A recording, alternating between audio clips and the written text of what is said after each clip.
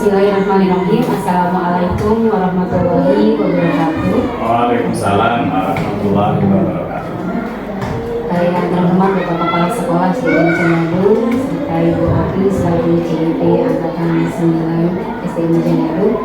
Di sini Bapak kami minta waktunya ada kegiatan demonstrasi kontekstual di mana tugas ini kami harus mewawancarai 3 kepala sekolah dan diantaranya adalah kepala sekolah di SD yang kami tempati untuk bertugas. Dan mohon izin dan juga waktunya karena waktu Bapak sudah didahulu. Jadi di sini nanti akan ada 6 pertanyaan yang diajukan oleh kami. Untuk pertanyaan yang pertama, Bapak, selama ini bagaimana Bapak dapat mengidentifikasi kasus-kasus yang merupakan dilema etika atau rujukan moral? Untuk mengidentifikasi kasus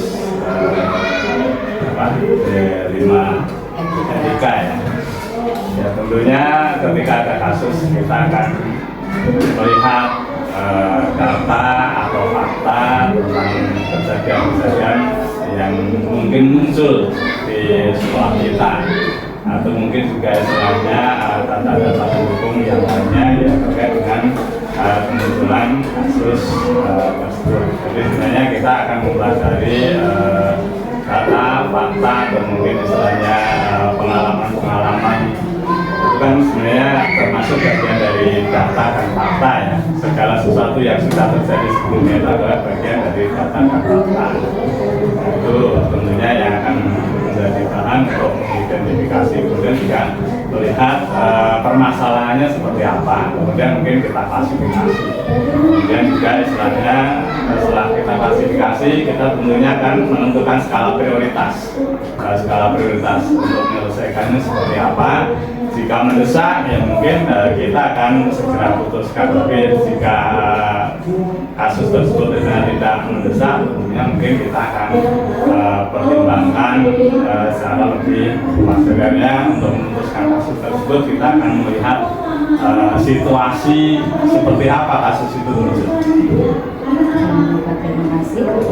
Untuk pertanyaan yang kedua, selama ini bagaimana Bapak menjalankan pengambilan keputusan di sekolah, terutama untuk kasus-kasus di mana ada 2 kepentingan yang sama-sama benar atau juga sama-sama mengandung nilai kebajikan? Untuk mengatasi kasus yang biasa muncul di sekolah, tentunya sekali lagi kita lihat kasus itu amat mendesak diputuskan atau tidak. Nah, jika memang diputuskan, tentunya kita akan menggunakan pengalaman yang kita miliki secara pribadi atau pengalaman organisasi atau lembaga kita untuk menyelesaikan. Tapi kalau kasus itu tentunya yang sama-sama baik dan tentu kasus itu tidak harus membutuhkan penyelesaian segera, yang pasti kami akan melibatkan teman-teman kita yang ada di sekolah, terutama mungkin kegiatan kasus tersebut berkaitan dengan hal yang seperti apa, maka kita melibatkan masukan, pendapat dari teman-teman agar hal-hal yang sifatnya benar dan benar itu kita tetap bisa memutuskan secara bijaksana. Dan biasanya sebenarnya kasus-kasus seperti ini sering muncul di aktivitas ibu guru.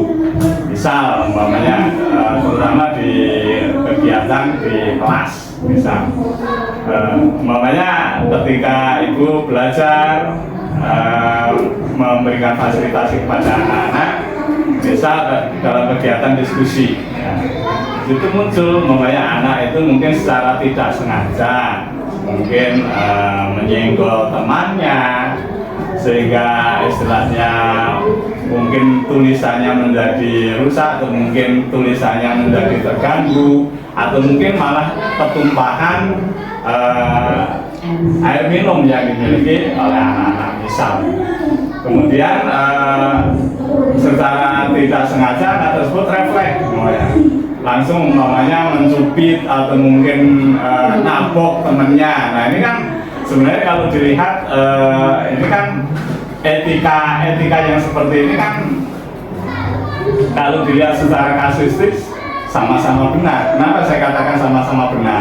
Kalau tidak sengaja dia melakukan sesuatu ketika anak-anak sedang diskusi, nah, itu kan bisa saja namanya tempatnya sempit dan sebagainya, itu bisa terjadi. Nah, artinya secara etika kalau itu tidak terjadi secara sengaja kan biasanya kita berpikir untuk dimaklumi.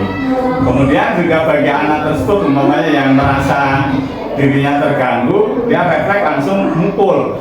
Nah ini kan kalau kita lihat kan seolah-olah kayak salah gitu. Tapi ketika istilahnya itu terjadinya salah refleks, itu kan nggak bisa kita salahkan juga. Sehingga bagaimana yang harus kita lakukan? Ya tentunya yang mengganggu teman juga harus kita atasi. Kemudian yang secara tiba-tiba dia refleks menyakiti temannya akibat dari itu tadi juga harus sama-sama bahwa kita kasih informasi bahwa atau mungkin kita kasih arahan bahwa yang dilakukan oleh kedua anak itu tidak benar dilakukan pada saat jam belajar. Itu yang berkaitan dengan positif ya. Terima kasih Pak. Yang pertanyaan yang ketiganya Pak ya, langkah-langkah atau prosedur seperti apa yang biasa Bapak lakukan selama ini dalam mengatasi kasus ini? Nah, yang pertama untuk mengatasi kasus itu yang pertama adalah ketika terjadi sesuatu itu kita harus berpikirnya secara jernih. Ya, secara jernih kita jauhkan dari emosional kita agar istilahnya kita bisa melihat permasalahan itu secara baik. Kemudian langkah yang perlu dipertimbangkan artinya kasus yang muncul itu tadi dampaknya sejauh mana. Nah, ketika dampaknya istilahnya tidak terlalu membahayakan orang lain atau membahayakan dirinya, tentunya istilahnya kita harus membuat langkah secara bijak. Artinya kalau memang kasusnya terjadi di instansi kita, maunya sesama guru, ya tentunya kita akan diskusikan baik kepada yang bersangkutan atau mungkin juga kita minta pandangan dari teman-teman yang lain supaya selain kita bisa menyelesaikan kasus tersebut secara bijaksana. Tentunya yang lebih bagus lagi untuk menyelesaikan sebuah kasus itu adalah kita memperbanyak bermusyawarah atau mendengar masukan dari teman-teman kita agar apa yang kita putuskan itu bisa diterima secara jernih juga. Jadi masalahnya kita lihat secara jernih, kemudian penyelesaiannya juga kita bisa menyelesaikan secara jernih. Tentunya musyawarah itu akan lebih Terima kasih Bapak. Pertanyaan selanjutnya. Ya, terima kasih Bu Suwatun. Mohon izinnya ya Pak ya. Untuk pertanyaan selanjutnya, hal-hal apa yang selama ini Bapak anggap efektif dalam pengambilan keputusan pada kasus-kasus dilema etika? Ketika kita menghadapi dilema etika, misal ini yang sering terjadi kan ketika kita rapat ini kan teman-teman dulu kan suka memunculkan kasus-kasus yang berkaitan ada kaitannya sama dilema etika. Misal kasus yang terakhir ada anak yang suka perbuatannya rada beda jahil, ya misalnya sepatu temennya diumpetin. Nah ini kan sebenarnya kan hal yang semacam ini adalah kurang baik bagi anak kita. Nah, tentunya ketika kita menghadapi yang seperti ini, ya kita secara kasuistis kita harus melakukan pendekatan tersendiri pada anak yang kita duga seperti itu. Kemudian setelah kita berikan pendekatan, tentunya juga yang lebih baik namanya kalau anak-anak tentunya kita berikan arahan bahwa yang seperti itu adalah bagian etika yang tidak bagus dilakukan. Artinya itu kan merugikan orang lain, apalagi di kasus yang kita kan sampai sepatunya beberapa hari tidak ditemukan. Ketika tidak ditemukan, nah ini kan berarti kan hal yang serius. Kalau terjadinya hanya sekali mungkin bercanda, tapi kalau terjadinya sudah beberapa kali ya tentunya ini kita harus menjadikan perhatian secara serius. Kita berarti harus fokus kenapa masalah itu terjadi, dan kita harus bisa menemukan si pelaku hal tersebut. Kemudian juga setelah ketemu tentunya kita memberikan pembinaan yang efektif pada anak tersebut agar etika yang seperti ini tidak terulang kembali. Ini bagian dari apa ya? Kalau etika itu kan menyangkut masalah kejujuran, tanggung jawab, kemudian juga loyalitas kita, dan juga mungkin tentunya adalah hal-hal yang berkaitan dengan kita berkomunikasi atau bersosialisasi dengan teman kita, itu tentunya adalah bagian-bagian dari etika yang kita lakukan.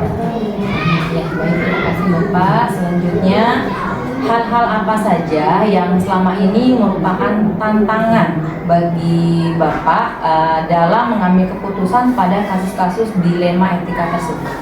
Ya, kalau yang berkaitan dengan dilema etika ini kan kaitannya sama dengan apa ya, hal-hal yang harus kita jaga. Hal-hal yang harus kita jaga itu berarti yang harus kita kedepankan adalah bagaimana kita memberikan keteladanan. Jadi memberikan informasi kepada semua yang berkaitan dengan kita, bagaimana kita memberikan keteladanan. Misal maunya terjadi kasus, misal maunya kita ada guru, tapi alhamdulillah Pak Guru dan Ibu Guru kita luar biasa lah. Misal maunya kok orang ini sering datang terlambat. Nah, datang terlambat ini kan sebenarnya tidak hanya berkaitan sama disiplin dan tanggung jawab, tapi ada kaitannya juga, istilahnya kita harus memberikan keteladanan kepada, nah teladan yang baik adalah memberikan keteladanan untuk diri sendiri, karena tidak ingin dialem oleh orang lain. Karena apa? Itu adalah kesadaran yang secara internal, secara intrinsik bahwa memang kita perlu melakukan hal yang demikian itu bukan karena seseorang. Nah, tentunya ketika ada kasus misal sering terlambat, ya tentunya kan ketika itu sudah terjadi beberapa kali kita harus tegur. Nah, tapi di samping kita menegur, tentunya kita juga harus memberikan pembinaan. Kita cari tahu mengapa terlambat, dan misalnya alasan mengapa terlambat, dan tentunya kita berikan dorongan supaya kedepannya tidak mengulang dan bisa memperbaiki. Ini yang berkaitan dengan etika. Kemudian hal-hal yang lain dari tata adab pergaulan itu juga masih ada kaitannya sama etika, bagaimana yang muda kepada yang tua, kemudian bagaimana kepada sesama, bagaimana yang kepada yang lebih muda, itu adalah bagian-bagian dari etika kita. Baik Bapak, selanjutnya apakah Bapak memiliki sebuah jadwal tertentu dalam menyelesaikan kasus dilema etika? Apakah Bapak langsung menyelesaikannya di tempat atau Bapak memiliki jadwal untuk menyelesaikannya? Bentuk atau prosedur seperti apa yang Bapak jalankan? Baik. Sebenarnya kalau jadwal secara tetap itu saya tidak punya. Karena apa? Yang namanya kasus itu kan munculnya tidak pernah bisa kita duga kan. Kecuali sebenarnya oh ini bakal muncul kasus ini, besok akan muncul kasus ini, muncul kasus ini, mungkin kita akan membuat jadwal. Tapi karena istilahnya kasus itu munculnya adalah tidak bisa kita duga, dan istilahnya apa yang menjadi motif dan latar belakangnya juga tidak bisa kita duga, maka yang kita lakukan adalah kita menyelesaikan setiap kasus yang muncul untuk segera diselesaikan agar tidak timbul masalah berikutnya. Jadi setiap ada muncul masalah, ya masalah itu harus kita segera selesaikan. Jadi sebenarnya tidak memiliki jadwal yang sifatnya rutin, Tapi sebenarnya setiap ada permasalahan tentunya harus kita selesaikan secara bijaksana. Ya, Bapak mohon maaf ini ternyata ada 8 pertanyaan, jadi tersisa 2 pertanyaan lagi. Mohon izinnya ya Pak untuk melanjutkan. Pertanyaan yang ketujuh, adakah seseorang atau faktor-faktor apa yang selama ini mempermudah atau membantu Bapak dalam pengambilan keputusan pada kasus-kasus dilema etika? Baik, faktor yang membantu tentunya istilahnya sekolah kita itu kita mempunyai tim kerja ya. Semua teman-teman kita adalah tim kerja, tapi kita mempunyai tim kerja inti. Nah, tentunya setiap ada kasus, tim kerja inti ini akan selalu kita libatkan untuk menyelesaikan permasalahan tersebut. Kemudian juga tentunya kita akan menggunakan pengalaman dari teman-teman ketika ada sebuah kasus.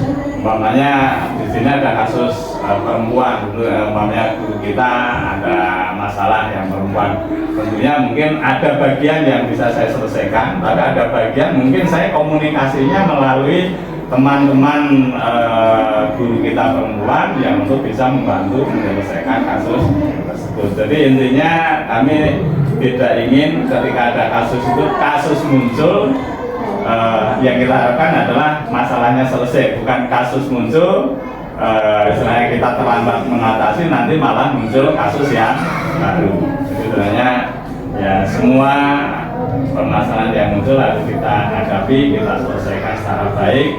Kemudian kita utamakan musyawarah dan kekeluargaan agar hubungan kita selalu tetap harmonis dengan teman-teman kita. Pertanyaan terakhir ya Pak, dari semua hal yang sudah Bapak sampaikan, pembelajaran apa yang dapat dipetik dari pengalaman Bapak saat mengambil keputusan pada kasus dilema etika? Pembelajaran yang bisa saya ambil, satu tentunya setiap kasus yang muncul itu adalah sebuah pengalaman baru ya, bagi diri saya sebagai kepala sekolah di sini. Setiap yang muncul itu kita jadikan adalah pengalaman yang baru, kemudian juga kita jadikan sebagai sumber belajar, kemudian juga menjadi sumber inspirasi untuk meminimalisir supaya ke depan tidak terjadi kasus-kasus yang sifatnya adalah dilema etika.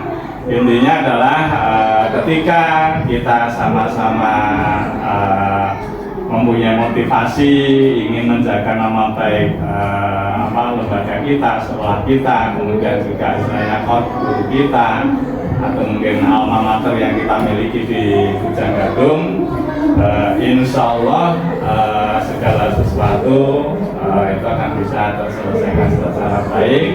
Kemudian hal-hal yang muncul yang berkaitan dengan etika atau norma pergaulan dan norma yang memang harus dipatuhi sebagai seorang guru di sekolah kita, ini akan bisa kita selesaikan secara baik bila mana istilahnya kita selalu menanamkan dalam bentuk komunikasi, pertemuan-pertemuan yang rutin. Nah, sehingga yang bisa kita petik adalah sekali lagi bahwa sesuatu yang terjadi di sekolah kita, mari kita jadikan bahan belajar, bahan pengalaman, kemudian juga bahan analisa untuk berpikir agar ke depan tidak muncul kasus yang serupa, tapi kalau muncul adalah hal-hal yang baru, dan hal yang baru itu kita harapkan adalah hal-hal yang positif, bukan hal-hal yang negatif.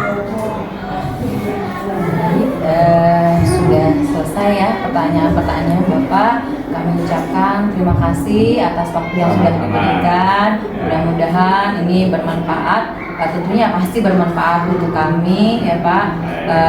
Sehingga kami bisa mengambil pelajaran. Kami juga nanti bisa belajar dari Bapak pengalamannya tentang bagaimana mengambil keputusan saat menghadapi kasus dilema itu. Terima kasih Pak ya. Sama-sama. Enggak.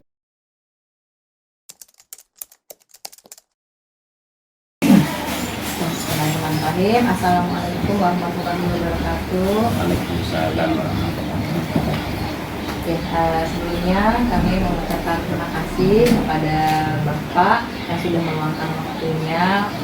Di sini kami dari calon guru penggerak angkatan 9 Kota Cilegon, Pak. Saya Optika Mayansari dari SDN Ujang Gadung dan juga Bu Suwatun Hasanah sama dari SDN Ujang Gadung ingin melakukan wawancara terhadap kepala sekolah terkait dengan tugas kami, Pak, demonstrasi kontekstual yang modul 3.1 pengambilan keputusan.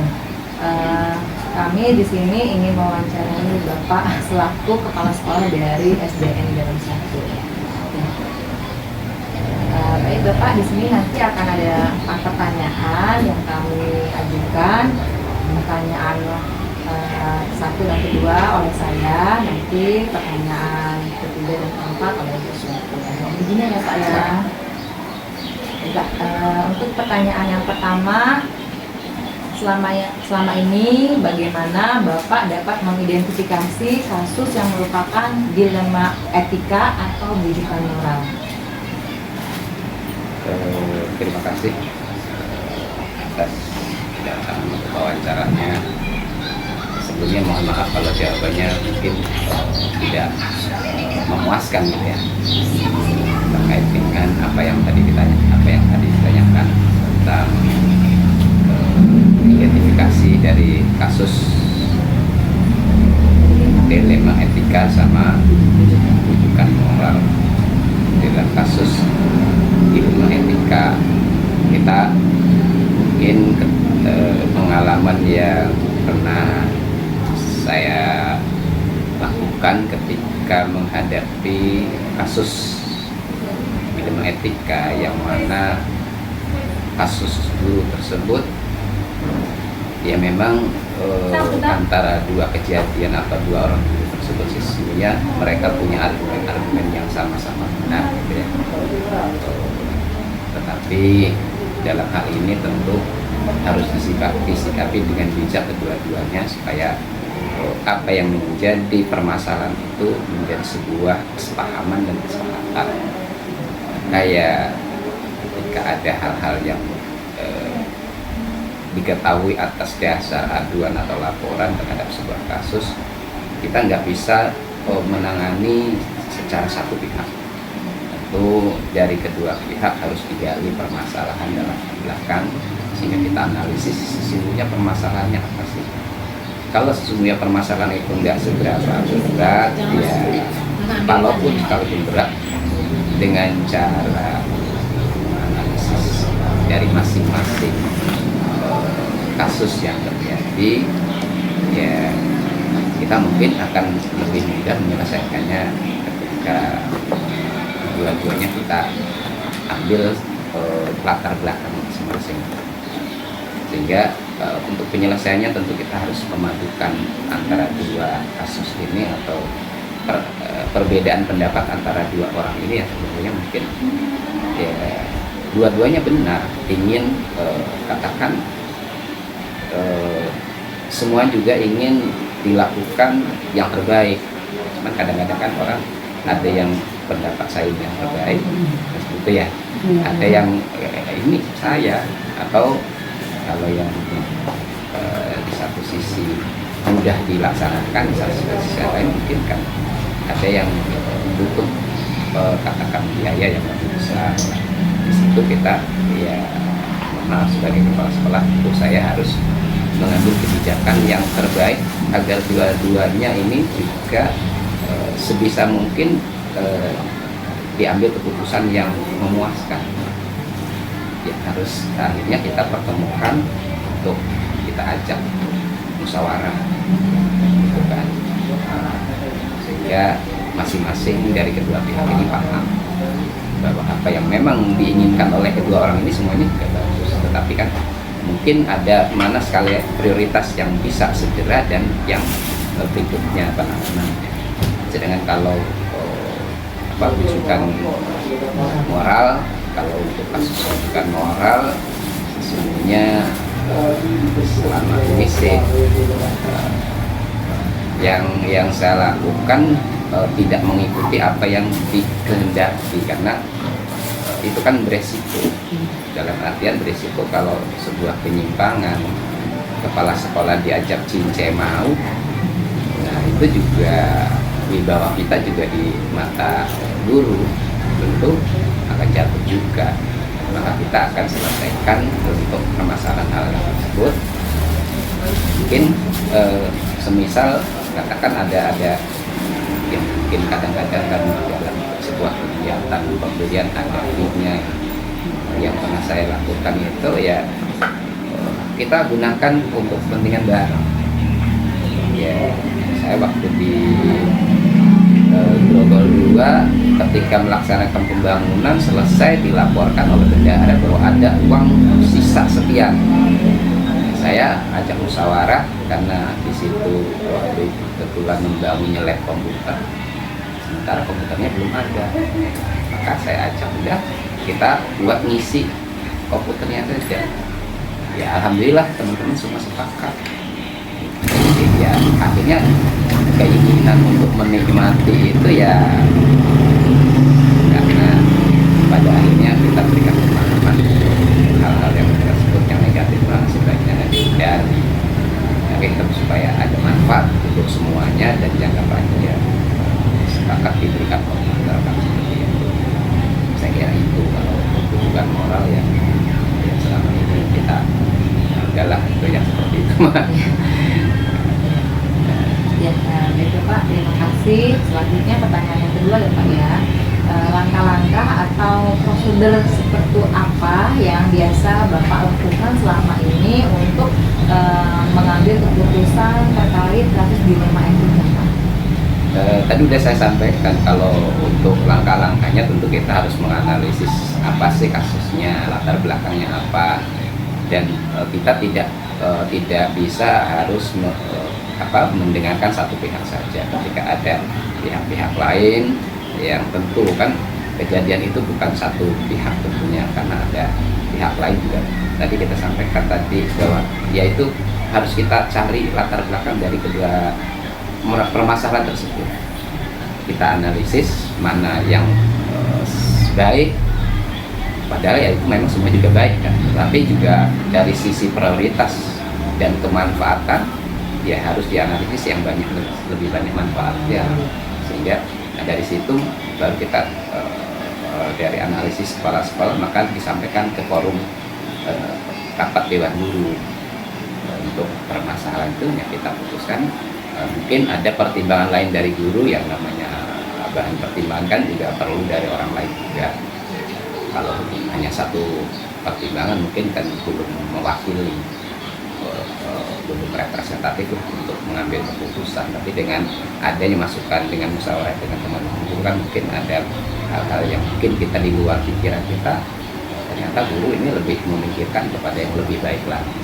Nah di situ dalam musyawarah ya memang apapun sebuah permasalahan, insya Allah dengan musyawarah akan ditemukan jalan keluar. Saya kira itu. Terima kasih Bapak. Untuk pertanyaan yang selanjutnya yaitu hal-hal apa saja yang selama ini merupakan tantangan dalam pengambilan keputusan pada kasus-kasus dilema etika? Ya, pada penyelesaian kasus dilema etika ini ya karena ya kadang-kadang dari di antara yang berselisih paham, berselisih pendapat itu kan kadang-kadang merasa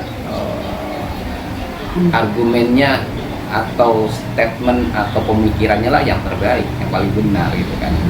Tapi tentu dengan kita menganalisis, kemudian kita sampaikan baik buruknya, kurang dan lebihnya, kemudian kita musyawarahkan, nah, tentu kan akan dipahami semua. Oh ternyata dari hasil analisis tersebut ya akan dapatlah prioritasnya yang mana yang dari sisi kemanfaatan dan kebaikannya yang terbanyak, itulah nanti yang akan diambil keputusan.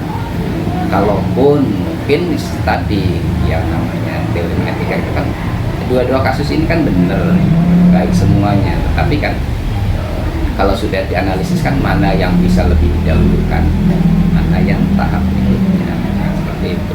Kalau ternyata ya Saya kira semua pasti ada mekanisme, tidak semua sekaligus dijalankan, pasti ini dulu satu sisi dulu, ini yang termudah pelaksanaannya, baru menuju tahap yang berikutnya penyelesaian yang kedua, sehingga dua-duanya pada akhirnya di dalam satu waktu yang mungkin walaupun berbeda akan terakomodir juga aspirasi dan keinginan seperti itu. Terima kasih Bapak. Pertanyaan yang selanjutnya, adakah seseorang atau faktor-faktor yang selama ini mempermudah atau membantu Bapak dalam mengambil keputusan di antara kasus-kasus dilema etika tersebut? Ya, sesungguhnya untuk penyelesaian sebuah kasus dilema etika itu yang dari semua pihak, dari semua dewan guru atau dari yang bersangkutan, yang terpenting adalah keterbukaan. Yang terpenting adalah keterbukaan. Keinginannya seperti apa, aspirasinya seperti apa, dan kita juga bisa memancing langkah penyelesaiannya yang terbaik seperti apa, sehingga ya dengan seperti itu kan dia punya keinginan langkahnya seperti ini penyelesaiannya, nanti akan kita ketahui juga kan mana kelemahan dalam pelaksanaan atau implementasinya. Jadi pada akhirnya ya tetap dari semua pihak yang ada di dalam, katakan kalau lingkup sekolah, di dalam sekolah tersebut, sehingga ya dengan tadi bekerja sama, saling bermusyawarah, kan keterbukaan, terutama keterbukaan dari tujuan itu yang beliau sampaikan sebagai aspirasi itu sebenarnya kepentingan pribadi atau nanti kepentingan bersama. Kalau kita analisis kepentingan pribadinya yang lebih besar dibanding kepentingan bersama, ya itu kan menjadi prioritas berikutnya. Mana yang lebih besar untuk kepentingan pribadinya, mana yang untuk kepentingan bersamanya. Dari situ ya akan secara terbuka kita sampaikan melalui musyawarah tentunya bahwa hal itu bisa dilaksanakan dengan cara berdasarkan analisisnya. Kalau itu ya, kalau yang bersangkutan atau dalam kasus ini salah satu pihak ada menyembunyikan sesuatu yang tidak terbuka, ya makanya akan sulit penyelesaiannya. Ya, semuanya kalau sudah terbuka, tujuannya apa, faktor-faktor aspirasi itu dasarnya apa, kalau sudah terbuka pasti akan mudah gitu. Kalau tidak terbuka ya akan sulit, termasuk juga keterbukaan dari katakan kepala sekolah. Dari kepala sekolah ini juga kan ketika menampung aspirasi yang seperti itu, kalau nggak terbuka kepada yang lain, kita juga ketika mengambil keputusan karena dianggap satu pihak, yang lain nggak mendukung, nggak berjalan. Ya, terima kasih Bapak atas jawabannya, dan insya Allah dari semua jawaban yang sudah diutarakan sama Bapak, kami jadikan masukan, kemudian pelajaran untuk kami juga, dan semoga ini bermanfaat, yang pastinya bermanfaat. Terima kasih atas waktunya, semoga Bapak sehat selalu. Billahi taufiq wal hidayah. Wassalamualaikum warahmatullahi wabarakatuh. Waalaikumsalam warahmatullahi wabarakatuh.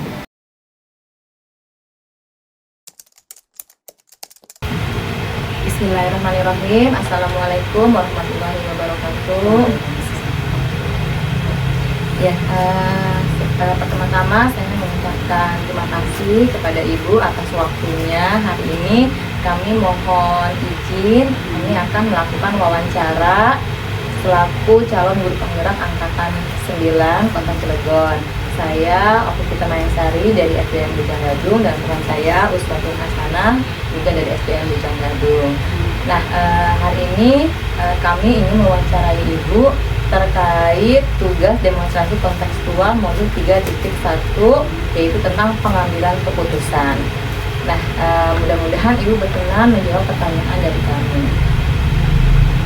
Nah, baiklah Ibu, untuk pertanyaan yang pertama, selama ini bagaimana Ibu mengidentifikasi kasus-kasus yang merupakan dilema etika atau rujukan moral? Waalaikumsalam warahmatullahi wabarakatuh. Terima kasih buat Mbak Oki dan Bu Uswatun atas kehadirannya. Dan saya selaku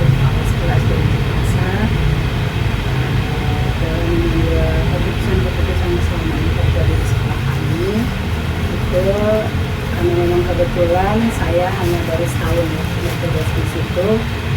Artinya saya tidak terlalu tahu banyak tentang permasalahan yang sudah ada. Dan alhamdulillah selama saya setahun bertugas di situ tidak ada suatu masalah yang sangat besar ya. Artinya masalah itu bisa kita selesaikan dengan cara kekeluargaan. Kalau misalkan yang berhubungan dengan guru, namanya guru ya, pasti namanya manusia ada saja masalahnya. Daripada nanti masalah itu akan menimbulkan kecemburuan sosial. Misalkan ada guru yang banyak izin karena anaknya sakit atau orang tuanya sakit, namanya kita manusia yang sakit itu kan tidak kita kehendaki, tapi kita memberikan pengertian kepada para guru bahwa kita itu satu keluarga. Jadi kalau misalkan ada permasalahan seperti itu, pertama yang pasti kita lakukan adalah saling mendoakan supaya semuanya sehat. Kemudian kita ada guru yang saat itu ada guru yang tidak ada jam, jadi kita mengkondisikan supaya pembelajaran di kelas tetap berjalan. Kemudian kita juga memberikan support pada guru yang bersangkutan yang ada memang anaknya suka sakit dan suka izin, memberikan support bahwa tanggung jawab tetap harus dilaksanakan. Kita panggil, kita bicara empat mata, karena sebagai pemimpin kita tidak boleh artinya menegur siapapun itu dengan permasalahan apapun di forum. Karena kita punya tugas sendiri, kita juga manusia yang harus kita hargai. Kita bicara empat mata dan alhamdulillah selama ini tidak ada masalah yang tidak bisa kami selesaikan. Kami saling bekerja sama karena kami satu keluarga dan satu tim. Artinya satu keluarga dan satu tim itu ketika ada permasalahannya kita selesaikan bersama-sama. Baik, terima kasih Ibu. Selanjutnya langkah-langkah atau prosedur seperti apa yang biasa Ibu lakukan untuk menghadapi kasus dilema etika tersebut Ibu? Langkah-langkah yang harus kita ambil adalah kita mempelajari dulu situasi dan kondisi. Artinya sebelum ada laporan, gitu ya. Contohnya seperti tadi, mereka kan izin, kemudian juga kalau misalkan ada yang tidak izin, tapi mereka punya masalah. Sebagai kepala sekolah kita harus peka. Guru ini biasanya ceria atau nggak ceria, gitu kan? Kita panggil empat mata, ada masalah apa, kemudian diungkapkan. Setelah diungkapkan kita ambil penyelesaiannya. Pertama saya bekerja sama dengan guru senior yang ada di situ, karena memang kebetulan saya baru, biasanya seperti apa, saya tetap menghargai kebiasaan di situ seperti apa, dan bukan berarti saya tidak berani membuat kebijakan sendiri ya. Artinya kebijakan itu yang kita ambil juga harus kita minta ke belakang, karena perubahan apapun yang kita laksanakan atau yang kita lakukan, mereka juga tidak luput dari pembiasaan lama, biasanya membandingkan gitu ya. Jadi kita tanya dulu, kemudian kita coba kasih pengertian, kita obrolkan. Sekali lagi pendekatan secara kita melakukan pendekatan lain dengan itu ya, selain itu tidak kita formalkan. Sekali lagi kita sangat menghargai sekali privasi masing-masing guru. Bu, selanjutnya dilanjutkan oleh Bu Syukun.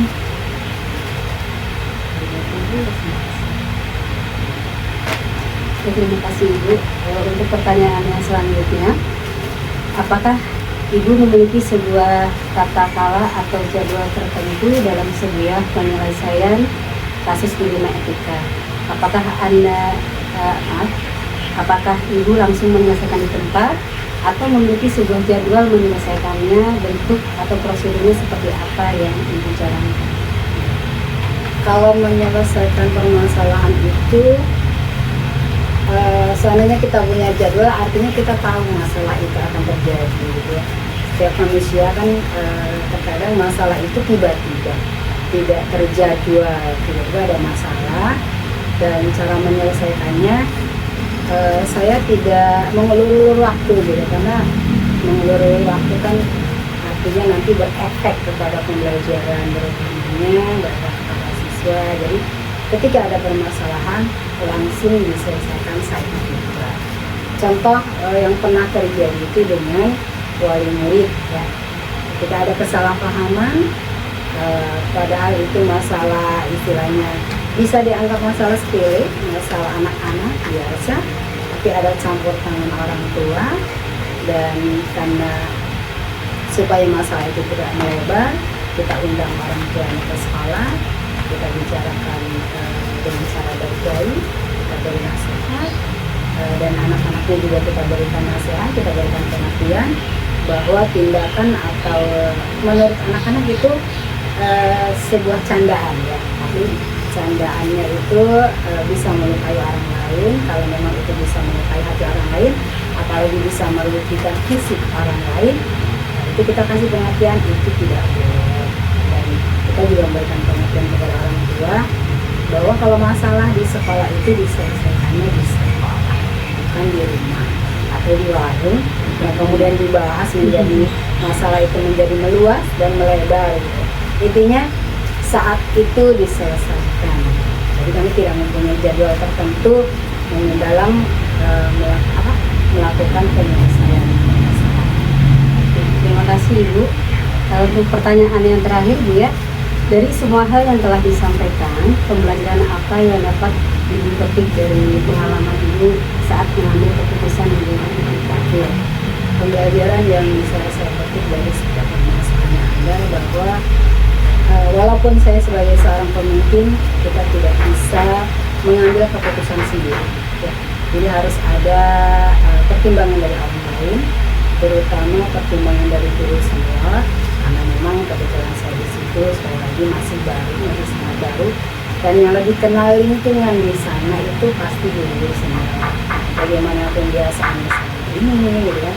Nah, artinya saya juga masih dalam proses belajar dari guru senior dalam mempelajari kondisi dan situasi di sekolah tersebut. Dan alhamdulillahnya sekali lagi kami tim dan kami keluarga yang selalu kompak, yang selalu penuh dengan kasih sayang. Apapun permasalahannya insya Allah bisa dikomunikasikan. Jadi intinya ada di komunikasi yang baik. Terima kasih Ibu atas jawabannya. Alhamdulillah dari wawancara ini jawaban yang diberikan sudah sangat memuaskan. Semoga itu bisa menjadi masukan untuk kami, dan memang dari kegiatan wawancara ini bisa dijadikan pelajaran untuk kami selaku CGP dalam melihat kepala sekolah atau seorang pemimpin bisa mengambil keputusan dalam dunia etika atau kehidupan moral. Terima kasih atas waktunya dan mohon maaf sudah mengganggu waktu istirahat Ibu. Billahi taufiq wal hidayah. Wassalamualaikum warahmatullahi wabarakatuh. Waalaikumsalam. Sukses buat Woki dan Gus waktu yang jadi